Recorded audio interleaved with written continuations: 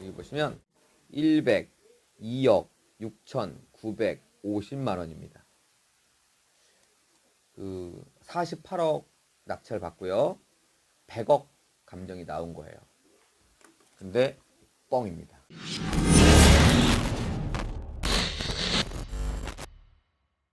자, 안녕하세요. 경매대왕입니다. 오늘은 홍유릉에 나왔습니다. 남양주에 있는 홍유릉, 잠깐 이 홍유릉을 좀 둘러보고 이 문화재에 대해서 또는 우리는 부동산에 대해서 어떻게 대처해야 되는지 한번 오늘 안내해 드리도록 하겠습니다. 따라오시죠. 자, 여기 남양주 홍릉과 유릉 해갖고 설명이 잠깐 나와 있는데요. 한번 읽어볼게요. 홍릉은 대한제국 1대 고종황제와 명성황후 민씨의 능이고, 유릉은 대한제국 2대 순종황제와 그 첫 번째 황후 순명황후 민씨, 두 번째 황후 순정황후 윤씨의 능입니다. 자, 저는 역사를 잘 알지 못합니다. 그런데 드라마를 보니까 최근에 했던 드라마 중에 그 미스터 선샤인, 거기에 이제 그 배경, 그 일제시대 때 그 암울했던, 비참하고 암울했던 그때 고종 황제가 나오더라고요. 또 제가 좀 어릴 때 좋아했던 그 이미연이라는 그 배우가 나왔던 나는 조선의 국모다, 명성황후, 이렇게 기억이 납니다. 그 드라마를 보더라도 또는 제가 얄팍한 그 역사를 보더라도 우리나라가 굉장히 그 암울하고 비참했던 그런 거다 보니까 여기 오니까 좀 기분이 그렇네요.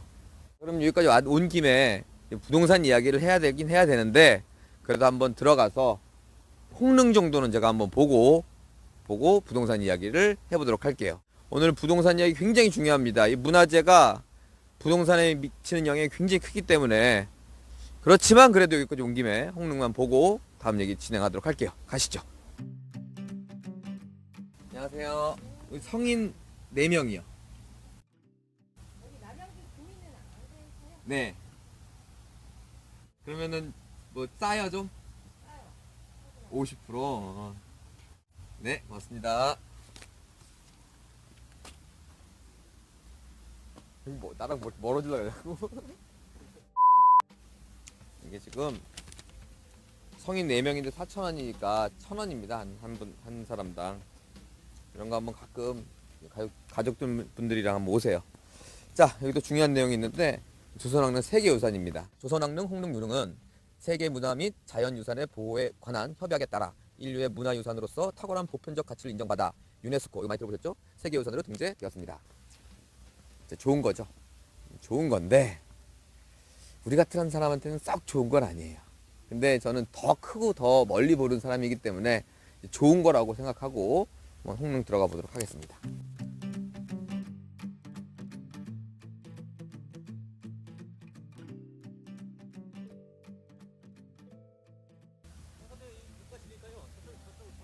홍릉 가려면 여기 돌아가도 돼요? 아, 예.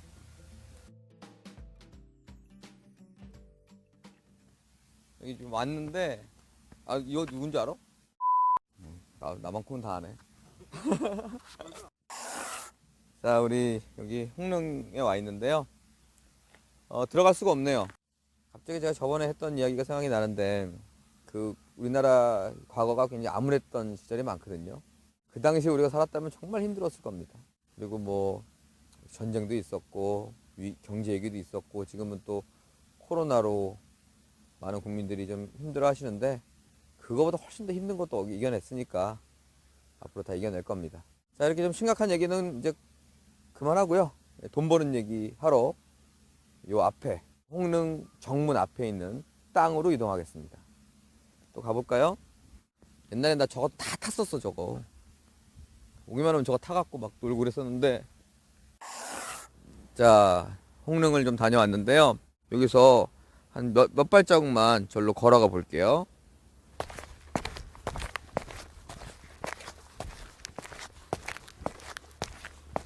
자, 이제 홍릉의 마지막 주차장 경계선입니다. 이제 제가 왜 이 문화재까지 굳이 갔다 왔냐면요. 이렇게 문화재가 있으면 그 인근에 건물을 짓는, 즉 개발 행위를 하는 거에 대한 굉장한 큰 제약이 있습니다. 한번 보시면, 제가 이제 이따가 나가서 한번 더 볼 텐데, 여기서 보시면 이게 경계고, 이 경계랑 붙어 있는 땅이 요 밖에 있죠. 그리고 그 땅이 저쪽 4차선과 연결되어 있습니다. 그 4차선 건너편은 한국전력이 그렇게 높게 건물이 지어져 있는데 이 4차선과 붙은 이 땅은 그냥 빈 땅이에요. 빈 땅. 여기서 우리는 이렇게 좋은 4차선에 붙어 있는 땅이 빈 땅이라는 거에 대해서 좀 의혹을 가지셔야 됩니다. 앞으로 여러분들이 부동산 경매를 보고 현장을 나와봤는데 여긴 분명히 건물을 지어서 수익을 내야 되는데도 불구하고 빈 땅이 있다. 그건 뭔가 문제가 있을 수 있다는 얘기입니다.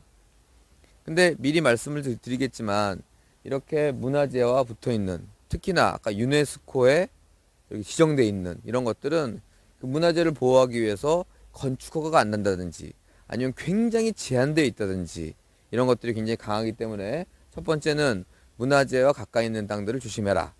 이따 서류로도 보여드릴게요. 어떻게 조심해야 되는지. 그러면 우리가 여기 온 김에 저 큰 길로 나가서 땅을 한번 보면서 한번 설명을 드려보도록 할게요. 가시죠. 자, 이제 홍릉에서 나와서 이 4차선으로 나와봤습니다. 보시다시피 이제 4차선 코너 그리고 건너편에는 다 건물이 있는데 이렇게 보니까 이 땅에는 아무 건물도 없어요. 그러면 그냥 땅 소유자가 건물을 안 지었으려니 하는 것도 있지만 일반적인 상식에서는 좀 이해가 안 되는 부분입니다. 그럼 이런 것들 같은 경우에는 반드시 이게 왜 건물이 안 지어져 있는지 또는 혹시나 못 지었는지를 알아봐야 됩니다. 본론으로 들어가면 이렇게 문화재가 있는, 문화재 저기 소나무 보이시죠? 이렇게 소나무 쪽에 저 문화재가 있는 것들이 딱 붙어 있는 것들은 보통 건물을 못 짓게 한다. 그래서 전소유자, 전손소유자. 전 이거 들은 얘기인데 이 동네 부동산들한테 쭉 가보니까 이제 저렇게 건물을 짓는 땅들은 그냥 돈 1,000만 원은 무조건 받는데요. 그런데 이 땅 필지를 얘기하니까 여기는 안 팔린다는 거야. 얼마에 내놔도. 왜 그러냐 그랬더니만 문화재랑 접해 있어갖고 건물을 못 짓는다는 거예요. 그러면 대로변에 있어갖고 건물을 못 짓는다. 참 뭐 안타까운 일이고 땅값을 제대로 받을 수 없는 문제가 생기겠죠. 지금은 제가 이제 철거를 해버렸는데 사실 건물이 아예 없는 건 아니었습니다. 한 15평 정도 되는 건물이 있었어요. 아주 오래된. 그러니까 그거 외에는 지을 수가 없는 거였죠. 자, 그래서 문화재랑 붙어있는 뭐 정식 명칭으로는 문화재 보호구역 내에 있는 부동산들은 이미 건물이 올라갔다면 큰 문제가 없는데 건물이 안 올라갔다면 이제 문제가 된다. 근데 저는 이 부동산이 너무너무 매력적이었어요. 이게 여러분들 잘 눈에 안 들어오시겠지만 이게 한 800평 정도가 되는 땅인데 제가 전문가로 딱 보는데 1,000평이 넘어 보이는 거야. 도대체 왜 그런가 했더니만 저 4차선과 이 땅의 이만큼이 국가 땅인 거지. 그러니까 공짜로 한 200 몇십 평을 써버리더라고. 그리고 보시다시피 차도 많고 사거리고 그러다 보니까 이제 마음에 들어서 이 물건을 이제 속된 말로 파기 시작합니다. 도대체 건물을 진짜 못 짓는 건지 또는 어떤 방법은 없는지 해서 계속 파다 보니까 증축만 가능하다. 이제 이런 어렵게 그런 결론을 내렸어요. 그래가지고 그럼 증축은 뭐냐? 예를 들어 100평이 있으면 거기 10평이 있으면 100평 안에 있는 건폐율만큼은 지을 수 있다는 거죠. 여기 같은 경우는 이제 일종 주거지역이다 보니까 60%까지 건물을 지을 수가 있어요. 그럼 100평 땅에 10평이 있다. 아예 없으면 못 짓고 증축만 되는 거니까, 신축이 안 되는 거니까. 근데 10평만 있다 그러면 60평까지 지으니까 50평까지는 더 증축이 가능하다는 얘기입니다. 근데 우리는 이게 60평을 지어서 수익을 내기엔 땅이 너무 크고 그리고 땅값이 비싼 동네다 보니까 10평 이렇게 60평 이렇게 지어서는 아예 안 되고 이 800평 전부에 이제 뭔가를 건물을 질 수 있다면 제가 처음에 봤을 때 이게 하이마트로 딱이다. 난 이렇게 생각했었어요. 근데 뭐 10평밖에 없으니. 자, 그런데 이게 총 6필지인데 그 조그만 15평에 있는 그 건물이 그 대부분의 필지를 다 먹고 있다는 얘기입니다. 그러니까 계산을 해보니까 700평을 넘게 짓더라고. 700평은 아니었다. 한 400평 정도 좀 넘게 졌더라고요. 그래서 그거를 이제 알아낸 이야기를 이제부터 제가 좀 여기 시끄러우니까 좀 조용한 장소로 가갖고 진짜 돈 버는 문화재 보호구역에서 진짜 돈 버는 방법을 이제부터 본격적으로 한번 알아보도록 하겠습니다. 가시죠. 홍유릉 앞에 보니까 여기 조그만 커피숍이 아담하게 있어요. 여기 와서 우리가 마무리를 짓도록 할게요. 도담도담이라는 커피숍인데 굉장히 오래된 그 주택을 개조해서 만든 것 같아요. 들어가 보시죠.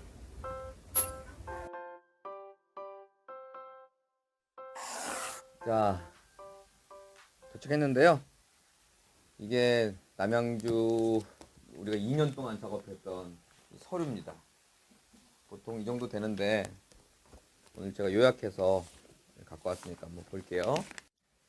자, 그 홍릉에 붙어 있었던 그 땅 4차선에 붙었고 굉장히 차량도 많고 코너 자리에다가 국가 땅도 한 200평 정도 껴 있었던 그 땅을 제가 재작년 아니면 재작년이네요.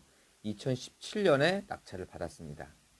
저기 보시면 낙찰 48억 1,900만 원에 받았고요.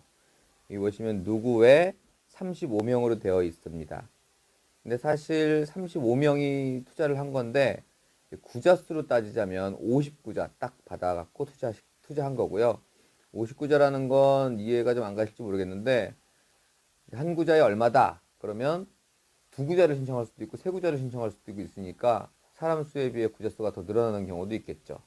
자, 보시면 토지의 면적은 809평 800평이라고 할게요.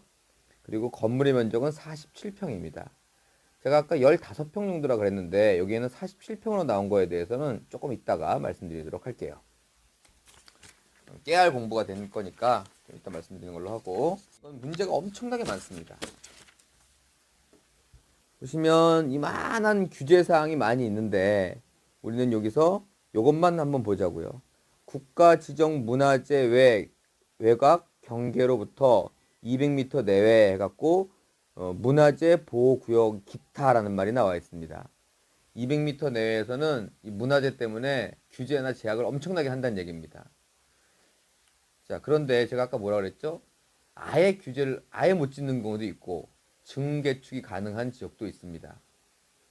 여기 같은 경우는 담당 공무원이나 또는 제가 듣기로는 전소유자, 전전소유자도 이걸 건물을 지을 수 없다, 증축할 수 없다 이렇게 알고 있더라고요. 근데 우리가 열심히 조사를 했죠. 열심히 조사를 해서 이게 증축이 가능하다는 것까지는 알았는데 담당자와 끊임없이 협의를 해본 결과 그래 증축이 가능한 거에 대해서는 법으로 말릴 수가 없다라고 나온 겁니다. 그렇지만 제가 47평이 아니라 15평이라고 했죠. 여기서 깨알 수업이 들어갑니다. 여기 보시면 자, 여기 보시면 건물 해놓고 단층 자동차 관련 시설 48평방미터 14평 이렇게 나오죠. 그리고 밑에 나머지 면적들은 제시외 건물로 나옵니다. 이 얘기는 무슨 얘기냐면 얘는 정식 허가를 받아서 진 거고 제시외라는 건 무허가란 이야기입니다. 그러니까 감정평가를 할 땐 47평이 올라와 있다고 무허가까지 다 해놨는데 사실 정식 건물은 15평밖에 안 되기 때문에 15평에 대한 증축만 가능하다는 얘기죠. 자, 그래서 그런지 뒤에 장을 또 보면 위반 건축물에 대한 내용이 계속 나옵니다. 여기 하나, 둘, 세 개. 이렇게 위반 건축물에 대한 내용도 쭉 나오고 있어요. 물론 그 위반 건축물에 대해서는 심각한 부분은 아닙니다. 왜냐하면 너무 오래됐고 너무 작은 부분이다 보니까 오래된 부분은 아니나 그래도 우리가 지금 주제는 뭐냐면 그 건물을 증축할 수 있는 면적이 너무 작다는 얘기입니다. 하지만 땅이 워낙 좋다 보니까 그냥 보통 땅을 사면 임대료가 나오질 않습니다. 하지만 저런 좋은 땅들은 이제 땅만으로도 임대료가 나오긴 하나 건물이 지어지는 것보다는 훨씬 미미하죠. 마지막으로 하나 더 보여드릴게요. 여기 있죠. 이제 현재 2억에 1,800만 원에 쓰고 있었던 분이 계셨어요. 뭘 쓰고 있었냐? 땅만 있으면 할게. 뭐가 있었냐면 여기는 중고차 매매상. 중고차 매매상을 했었던 지역입니다. 사진을 보면 아까도 현장에서 보셨다시피 이렇게 그 당시에 주차가 쫙 되어 있는 모습을 볼 수 있을 거예요. 자, 중고차 매매상은 건물이 많이 필요 없고 주차할 공간만 많으면 되니까 아무래도 이런 가장 그나마 효율적으로 사용한 것 같습니다. 다시 처음 주제로 돌아와서 본질은 지금 문화재 보호구역입니다. 이 토지이용계획 확인원이라는 걸 발급하면 여기에 역사문화 환경보존지역 이런 식으로 나옵니다. 문화재 보호법 이런 게 있으면 건물을 못 짓거나 아주 제한이 심하다 이런 거를 알려드리고 싶습니다. 그러면 이걸 우리가 왜 샀냐 여기서부터 설명을 좀 드리도록 할게요. 제가 그림 솜씨는 없어도 한번 그려보겠습니다. 홍릉입니다. 우리 땅이고요. 경매물건이고요. 국가 땅입니다. 4차선 도로죠. 붙어있기 때문에 건물을 못 짓는다 라고 지역 주민들도 알고 부동산 사람들도 알고 전주인도 안다고 들었습니다. 이 땅 전체는 총 8필지인데요. 그 중에 2필지는 워낙 미미하고 6필지 정도가 큰 필지로 되어 있습니다. 그럼 해볼게요. 하나, 둘, 셋, 넷, 1번지, 2번지, 3번지, 4번지, 5번지, 6번지라고 가정하겠습니다. 땅이 꼭 이렇게 정사각형으로 잘릴 필요는 없잖아요. 근데 그 15평이 어떻게 걸쳐 있느냐? 1번지부터 6번지까지 이렇게 걸쳐 있는 겁니다. 이해 가시나요? 그러다 보니까 요만한 땅에 이렇게 건물이 올라와 있으면 아무리 크게 해도 이렇게 지을 수밖에 없는데 이거는 6개의 필지에 다 걸쳐 있기 때문에 증축을 이렇게 한다는 얘기입니다. 그러니까 이건 너무나 획기적인 아이디어고 이 담당자도 놀란 거예요. 거기에 있어서 그 조사를 끝내고 우리가 정말 그 기쁨에 찬 마음으로 입찰을 들어간 거죠. 아마도 여기 경쟁했던 몇 분이 계셨는데 그분들은 이렇게까지가 아니고 현재 임대료 한 1,800만 원 받으면 이자 정도가 충당이 되니까 땅으로 이제 묻어두자 이렇게 생각하시는 분들이 아마도 입찰을 했을 테니까 우리한테는 이길 수가 없었겠죠. 우리는 하이마트가 이미 머릿속에 서 있었으니까. 층수도 3층입니다. 우리가 설계를 그때 떴는데 지하는 또 층수로 안 들어가거든요. 총 4개층을 해서 하이마트 같은 그런 마트를 이미 설계를 낙찰 받고 떴죠.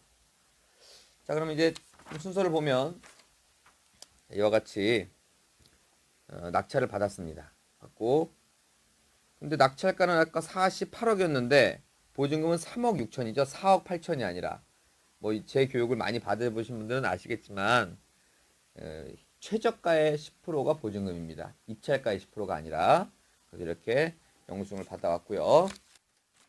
자, 요것도 이거 자 그런데 뭐 이런 유치권 신고 뭐 2억 원 유치권 신고 어디 갔어? 3억 원 뭐 이런 식으로 또 신고도 많이 들어왔습니다. 근데 오늘 주제는 유치권은 아니니까 하는 말인데요. 저렇게 맨 땅에다가 승유차 갖다 놓고 유치권 주장하는 건 다 깨져요. 당연히 다 깨졌죠. 깨지는 과정에서 뭐 이의신청도 했고 빨리 깨지려고 그래서 배제 신청도 했고 유치권도 다 깼습니다. 자, 이런 상황에서 한 잔 마시고 가겠습니다. 자, 이 잔금을 다 내고 이제 설계를 들어가서 설계까지 다 나왔습니다. 그런데 문제가 생깁니다. 좋은 문제랄까요? 아니면 나쁜 문제랄까요? 우리는 항상 할 수 있다는 사람이 하게끔 되어 있거든요. 이것도 우리가 할 수 있다고 도전했기 때문에 이런 결과가 나오는 거예요. 또 두 번째는 어떤 뭔가 결과가 이상한 결과가 나왔는데 거기에 대해서 좋게 반응할 수도 있고 나쁘게 반응할 수도 있는데 한번 들어보십시오. 여기가 지금 현 정부에서 좀 노후된 도심, 이 금곡동도 남양주 치고는 조금 노후된 도시거든요. 그 노후된 도심을 이제 개발하겠다고 경기도를 다 발표를 합니다. 제가 저번에 한번 영상에서 또 뉴딜 사업이라는 얘기를 잠깐 했었는데 그게 도시재생 뉴딜 사업이라는 명칭으로 노후된 도시를 개발하는 겁니다. 근데 이 금곡동이 딱 그게 찍혔어요. 좋은 거 아니냐? 그랬더니만 여기에 이제 수건이 바로 뭐냐? 이 홍유릉을 살리는 겁니다. 살리면 또 좋은 거 아니냐? 그게 아니라 문화재랑 가까운 거를 절대 뭔가를 못하고 그 홍유릉을 위한 시설만 지을 수 있게끔 남양주에서 계획을 잡은 거예요. 자, 그래서 우리는 법적으로 분명히 증축해갖고 어마어마한 평수를 짓게끔 만들어 놨는데 여기서는 이걸 너무 막고 싶은 거야. 근데 법으로는 안 돼. 그래서 이제 딜이 들어옵니다. 이것도 딜이네요. 보시면 이 기사 내용인데요. 2019년 3월 기사인데 남양주시 홍유릉 전면부 역사공원 조성 사업 이렇게 나옵니다. 그래서 이 도면이 나오는데 잘 안 보이는데 이 푸딩딩한 부분이 이 홍릉이고요. 이 나무 심어져 있는 부분이 우리 땅입니다. 우리 땅을 계획한 거예요.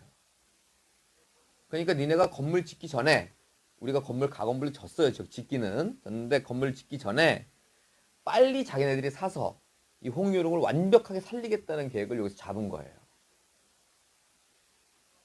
그러니까 우리는 건물 지어서 임대 놓으려는 건 무산됐어요. 무산됐는데 제가 언제나 긍정적으로 생각하라 그랬죠? 그래. 그럼 니네가 꼭 필요하면 우리가 원하는 비용을 줘라. 근데 만약에 건물을 짓는다는 사실을 서로 모르고 만약에 그게 보상이라도 나왔다면 아마 낙찰가에서 그리 큰 돈이 나오지 않았을 겁니다. 그런데 우리는 건물 서기까지 다 넣고 멀쩡한 건물을 지을 땅을 하다 보니까 우리가 낙찰받은 것보다 훨씬 더 많은 보상이 이루어지는 그런 단계다 이거죠. 또 넘겨볼까요? 자, 그럼 그 다음 절차는 뭐냐? 그 다음 절차는 이제 감정평가입니다. 이건 법원에서 경매를 넣기 위한 감정평가가 아니고 보상을 위한 감정평가죠. 볼까요? 여기 보시면 102억 6,950만 원입니다. 그 48억 낙찰 받고요. 100억 감정이 나온 거예요. 근데 뻥입니다. 이건 바로 우리가 감정한 거예요. 자, 어떤 보상이 나오게 될 경우는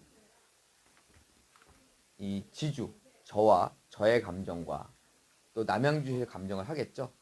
남양주시는 아무래도 싸게 주려고 하려다 보니까 낮게 감정을 하려고 할 거고 우리는 비싸게 받으려고 하니까 뭐 그렇다고 뭐 무한대로 할 수는 없는 거고 그래서 이렇게 우리가 감정한 겁니다. 우리 100억 주세요. 이렇게 했단 얘기입니다. 그랬더니 마지막 합의가 어떻게 들어왔냐면 99억 6,380만 9,210원. 그러니까 조금 깎였네요. 배후에서 99억으로 깎였습니다. 그래서 이렇게 마무리로 된 겁니다. 자, 그러면 오늘 주제 다시 한번 중간 정리를 하고 우리가 도대체 얼마를 구체적으로 벌어갔는지 마무리를 지어보도록 할게요. 오늘 주제는 홍유릉이었습니다. 즉 문화재 보호법에 의한 건물을 못 짓거나 증축하는 데 있어서 여러분들이 거기에서 굉장한 매력을 느꼈다면 저처럼 들고 파세요. 파셔가지고 뭔가 구멍을 찾든다. 그렇다면 여러분들도 이렇게 보상이나 또는 큰 임대료 땅만 있어도 1,800인데 건물이 있으면 또 얼마를 더 받겠습니까? 그런 거에 대해서도 생각을 해보시고요. 이거 또 꼼수를 써갖고 이거 한번 볼까? 보상하기 전에 조금이라도 더 임대료를 받으려고 모델하우스를 졌어요. 이거 지금 감정이라 그랬죠? 모델하우스를 져갖고 임대료를 좀 더 받았어요. 한 2배 정도 더 받았는데 물론 이거 보상하면 부셔주겠다는 조건이다 보니까 하이마트처럼 이제 좋은 건물은 못 졌습니다. 이건 꼼수였고요. 좀 임대료를 더 받는 이 꼼수는 주제는 아니고 그래서 뭔가 가능성이 보인다. 그러면 여러분들이 열심히 들고 파셔가지고 저 같은 작품을 만드시길 바라겠습니다. 자, 그리고 이제 두 번째입니다. 두 번째는 이제 수익률입니다. 이것도 잠깐 보여드릴게요. 이게 현 등기입니다. 전 등기가 아니고 이제 임의 경매를 매각했던 우리의 이야기고요. 이미 남양주시로 다 바뀌었습니다. 36분 59자가 남양주시로 다 바뀌어서 이미 우리 게 아니에요. 이거는 우리 게 아닙니다. 정리를 좀 해볼게요. 자, 그러면 우리가 수익률 계산을 해볼게요. 우리가 낙찰받은 게 48억입니다. 그리고 구자 수는 59자죠. 그러면 한 사람당 투자한 게 9,600만 원입니다. 우리가 보상을 받은 건 99억 6,300인데 그냥 100억이라고 할게요. 이것도 이제 59자로 나눠야 되는데 구자는 조금 이따 할게요. 계산만 해놓고 59자로 나누면 2억이죠. 2억. 자, 그러면 이제 결론은 이제 48억에 사서 100억에 팔았으니까 52억이 남는 거네요. 틀리면 말해줘요. 산수가 약해. 52억이 남고 이것도 59자로 굳이 나누자면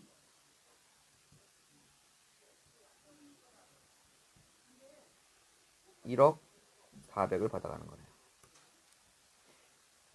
쉽게 설명드리면 우리가 그냥 단순히 48억에 사서 100억에 팔았다. 그리고 52억이 남았다. 이겁니다. 구자로 생각하면 9,600만 원에 사갖고 2억을 받았다. 그래서 1억 400만 원이 나왔다. 이겁니다. 여기서 이제 많은 분들이 이제 댓글에 취득세 이런 거 계산 안 하냐 그러는데 저는 그 네이버에 나오는 것들은 강의 안 합니다. 취득세 찾아보세요. 그리고 기타 비용이 없었느냐 있었어요. 있었는데 임대료가 나오고 보증금도 받았기 때문에 그건 퉁치겠습니다.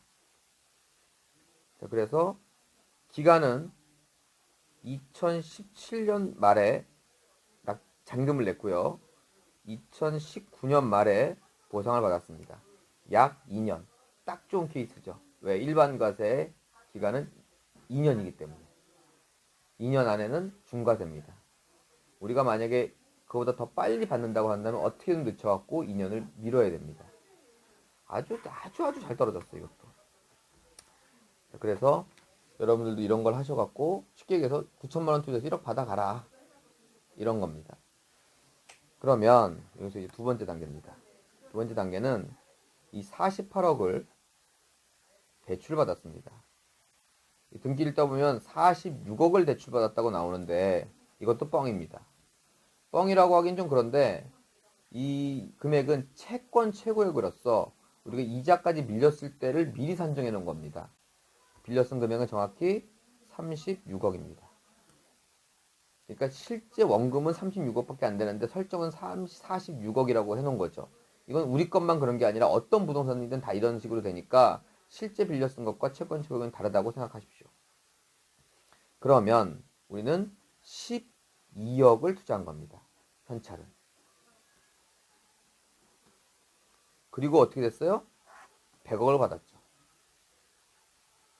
48억을 투자해서 100억을 받은 게 아닙니다. 우리는 12억을 투자해서 100억을 받은 거예요. 이게 바로 레버리지의 힘입니다.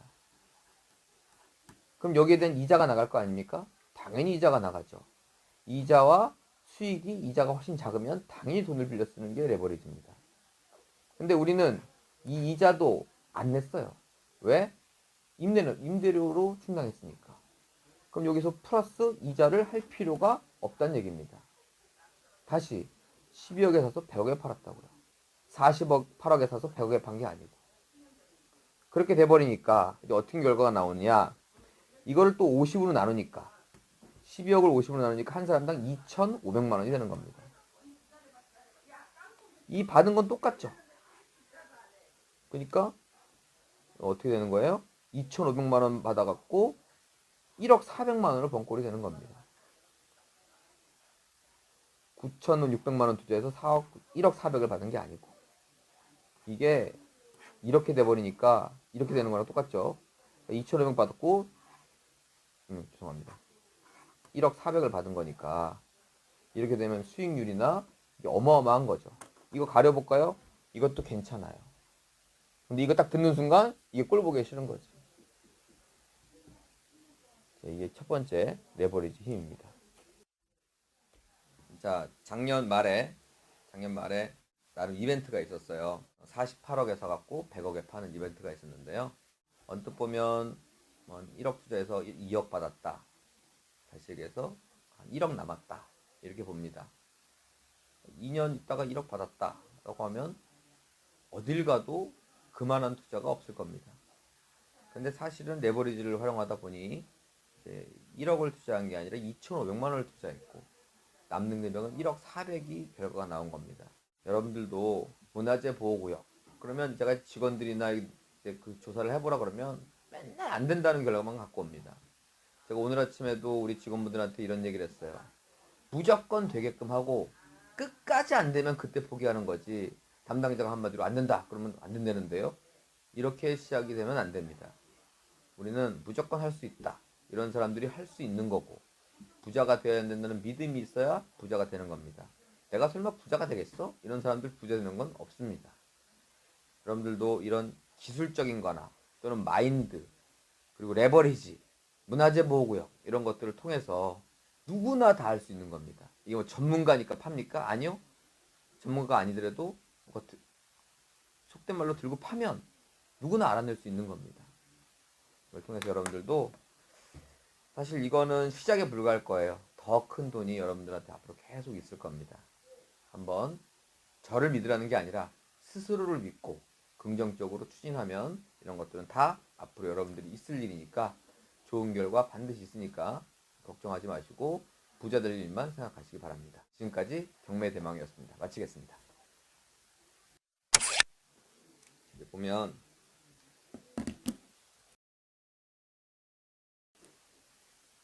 양도세는 1억에 사서 2억에 팔든 10억에 사서 11억에 팔든 양도세는 똑같지. 그럼 당연히 1억에 사갖고 2억에 팔아야겠지. 우리 입장에서는 10억에 사갖고 11억에 팔면 뭔 돈이 되겠어. 근데 그래서 수익률이 얼마가 남았냐가 아니라 수익금이 얼마가 남았냐에서 따진단 말이야. 그럼 수익률은 최고로 좋고 수익금은 적은 게 좋은 거겠지. 굳이 따지자면 양도세를 적게 내기 위해서는. 이거 만약에 혼자 투자했잖아? 그러면은 양도세 반 가까이 돼요. 어마어마한 거지. 그러니까 내가 이게 단순 계산으로 레버리지 생각 안 하고 그냥 50억에 사서 50억에 팔았어. 50억 남았잖아. 아니 20억 이상 뛰어가.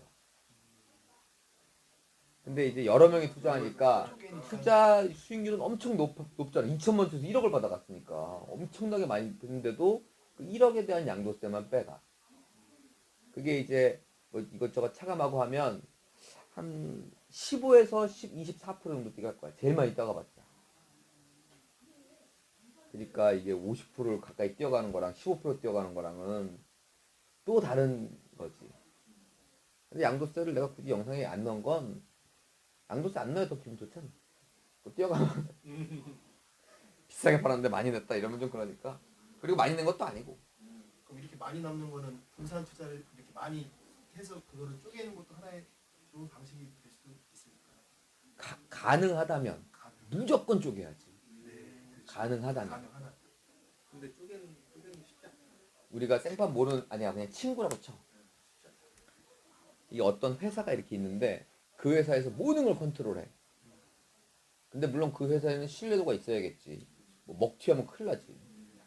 근데 그 신뢰도가 가장 없는 회사가 어디냐면 기획부동산이야. 기획부동산은 100평도 팔고 50평도 팔아.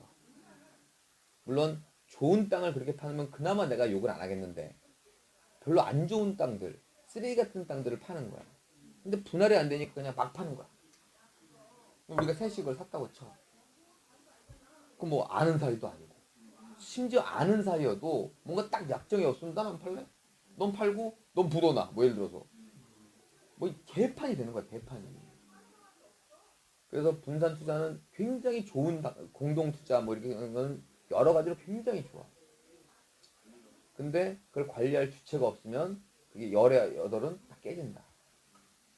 그러면 그 공동 투자할 때 누구 외 몇 명 이렇게 정해져 있지 않습니까?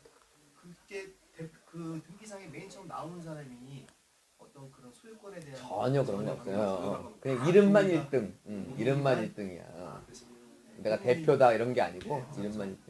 그런 부분 혹시라도 그 사람이 만약에 그런 권리가 있으면 그 사람이 장난하면 다 그런 단 1도 없어요. 단 1도 없어. 왜 이걸 내가 이렇게 영상 같은데 안 담으려고 하냐면 어떻게 보면 좀 나쁜 생각 같기도 해서 그래. 지금 망했어. 망하면 거기에 막 뭐 들어올 거 아니야. 그렇죠. 이건 우리가 막을 수 있는 게 아니야. 내 지분이 아니기 때문에. 뭐 압류도 들어올 수 있고 막 들어올 수 있잖아. 그럼 우리가 우리 같이 투자한 사람이 망하는 거잖아. 그럼 이거 어떻게 되겠어, 이 사람? 경매 나갈 거 아니야. 그렇잖아? 그럼 우리는 좀 안 됐지만 좀 웃고 있어 이렇게. 공유자 우선 매수를 50명이에요. 한 사람 이렇게. 영원히 공유자 우선 매수를 할 수 있는 거야. 그러니까 이거는 누가 건드릴 수가 없고 옛날에 샀던 땅보다 더 싸게 사는 거야 내가. 왜냐면 그런 나름 하자가 걸리니까. 그러니까 이 사람이 빠지는 대신에 원하는 사람이 이제 그거를 더 싸게 가져가는 거지. 그래서 처음에 공동 투자할 때는 나도 시행착오가 많았다가 이제 다 그 방법을 만들어 놓고 다 계약서 쓰고 나니까 이제는 빠져나갈 게 없지만 하나 문제가 있지. 그래도 여전히 귀찮아. 이거 하나 뭔지 알아 이거? 이게 이게 동이 있어요. 다 써야 돼. 뭐 바쁘다, 뭐 서류 잘못 갖고 왔다. 돈 받을 사람도 그러는데. 그래서 우리 직원들이 죽어나는 거야, 우리 본부장 팀이. 반대로 공유자가 많다는 거는 저희가 다른 물건 입찰할 때도 낙찰 받기가 굉장히 힘들다고 봐야겠습니다. 이런 거잖아.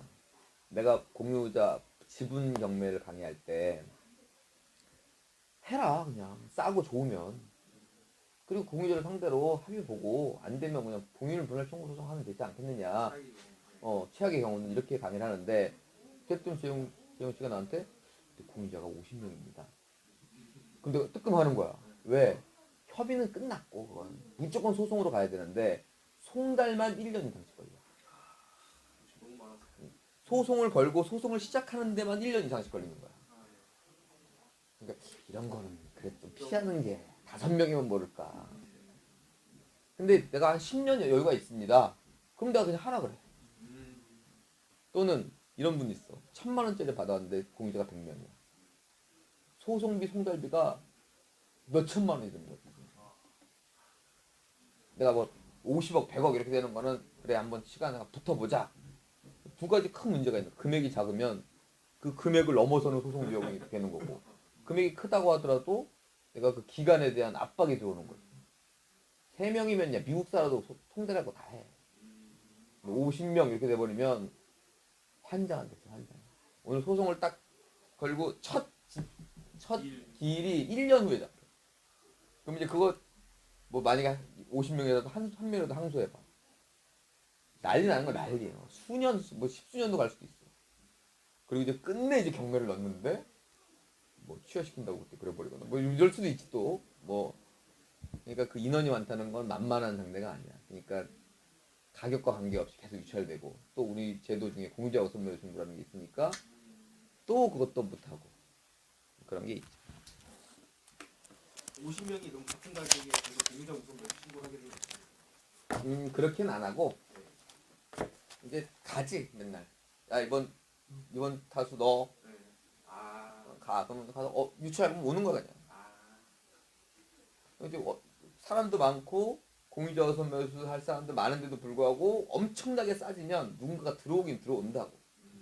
그때 가서 이제 왔던 사람이든 아니면 온 사람이든 해갖고 가져가겠습니다. 할 때 매수 신고인을 신고를 해놓고 가는 겁니까? 아니면 현장에 가서 하지. 신고를 아예 법원마다 다르다고. 가서 하는 건 공통이야. 미리 신고하고 하고 뭐 일회성이 하라고 이런 거는 법마다 다른데 그건 다 빼고 그냥 가서 하는 건 전국 법원 공통이야. 그럼 만약에 그 공유자들이 같은 패밀리라면 예를 들어서 저희끼리 만약에 계획을 해서 받아서 미납금 내버리고 안 받고 한 번 더 유찰시키기 위해서 미납금을 되니까는 내더라도 싸게 받으려고. 그러니까 예를 들어 내가 받았는데 내가 만약 포기하면 우리 재용 씨가 더 싸게 받을 수 있을 것 같아. 그런 잔머리 쓰지 말자고. 예상치 못한 또 변수가 생길 수 있어. 변수도 그렇고 그거 해봤자 그렇게 남지도 않아. 그런 거가. 시간이거든요. 가야 되겠다.